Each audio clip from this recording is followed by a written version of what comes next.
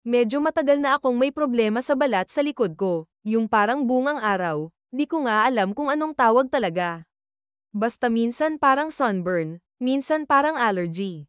Pumunta kami ng beach, kasama family ko.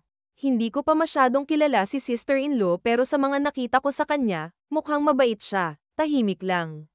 Habang nandun kami, nakita ko siyang pinapahiran ng lotion si mama, as in, siya pa yung nag-volunteer.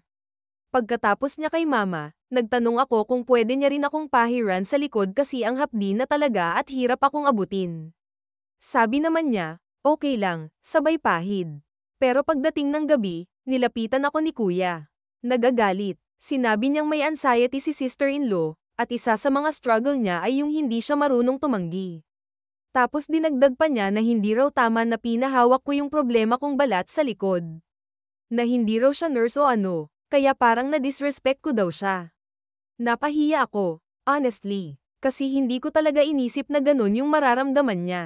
Akala ko okay lang. Hindi naman siya nagpakita ng discomfort, actually sweet pa rin siya buong araw. Pero si kuya, halatang hindi natuwa. Kaya ngayon, litong-lito ako. Mali ba talaga yung ginawa ko? Wala akong masamang intensyon. Wala rin akong balak ilagay siya sa alanganin. Pero siguro nga, dapat mas naging sensitive ako.